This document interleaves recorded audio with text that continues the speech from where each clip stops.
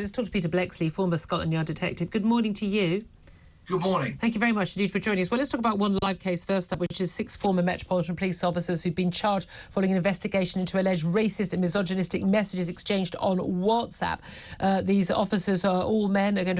They will appear at Westminster Magistrate Court next month, accused of sending grossly offensive racist messages, an offence under the Communications Act. Tell us what this involves. Well, this story first came to light through an exposure on BBC's Newsnight programme that these groups existed, that there was vile and racist language being used. And as a result of that expose, the Met Police, Department for Professional Standards, their Anti-Corruption Command, launched their own investigation. And here we are, some months later, with 6 men, all former Met Police officers, now around about my age. Their ages range from 62 to 65, facing charges, appearing in court very soon, and the Met Police are hailing it as some degree of success, showing that even if you're retired, if you behave inappropriately, the Met will come after you. Yeah, I do find it strange that, again, it involves retired officers. But the key thing about this, there were so many allegations of general wrongdoing by police officers that were being covered up, not being dealt with, and which the good police officers were horrified by, and really it wasn't just a couple of rotten apples, but they felt unable to deal with it. Whatever the reality of this, whatever happens in these cases, the key thing is this should go to court. People, if there is going to be a trial, get to be judged by their peers, and this comes to light. And that's the important thing, isn't it? That we do actually have these people are either found innocent or found guilty, but it's come to light and it's not brushed under the carpet and everyone paid off with their retirement pensions. Absolutely. I know for a fact that there is some vile language used by former police officers. I'm talking completely aside from this case, in other platforms, social media platforms, because contacts of mine send me snapshots of it sometimes. And there's a very unpleasant tone and very unpleasant language being used. And Sir Mark Rowley is determined to raise the standards of the Metropolitan Police so that we get a police service that Londoners deserve.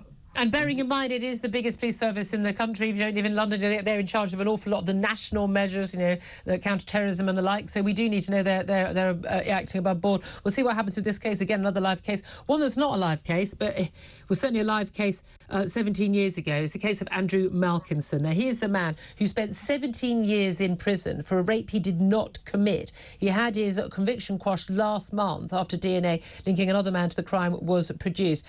He battled for his freedom again and again. He could have been released from jail 10 years earlier if he'd basically said, yeah, I did do it and I'm really, really sorry and I'm showing remorse and therefore I can be released. And of course he wasn't because, well, he hadn't shown any remorse. He refused to show remorse for a crime he hadn't done. I think a big giveaway that he was an innocent man. It has now emerged, and this is, it is shocking and yet somehow not surprising, that the police and the Crown Prosecution Service knew that another man's DNA was found on the clothes of the woman he was convicted of raping 13 years before he was released. They knew back in 2007 that another man's DNA had been found on her clothes.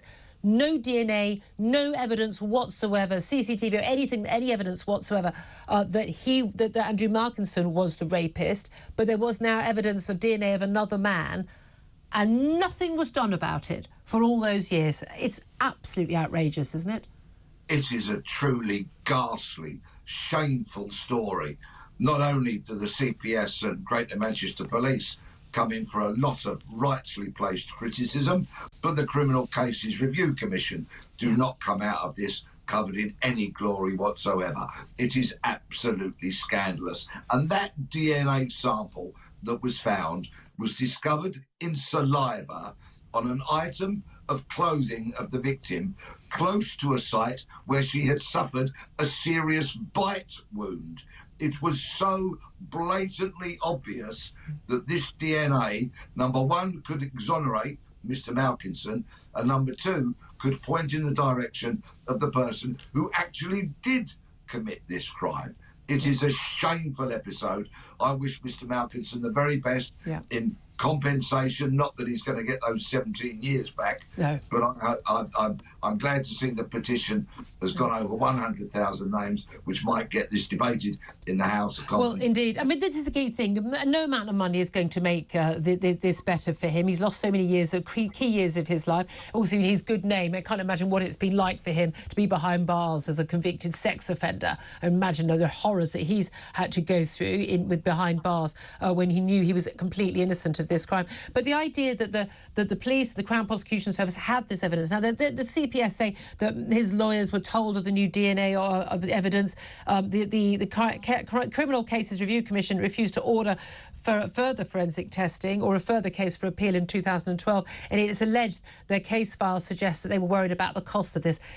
There is no cost that is too high to exonerate an innocent person behind bars. We accept that we will have guilty people who don't go behind bars in order to make sure we don't put innocent people behind bars. You've only got one life to live on this planet, and it is extraordinary that we cannot trust this system, and goodness knows how many other cases like this there are. Exactly. What price freedom? What price justice? You can't put a price on it. It should be above pounds, shillings and pence, to use an expression. But there is a message here, and I've been trying to ram this home to anybody in law enforcement for years. These kind of dangerous cases arise when the police look for proof and not truth. Yeah. Every investigation should be an unashamed push to find the truth, whether that's uncomfortable, whether it disproves your theory.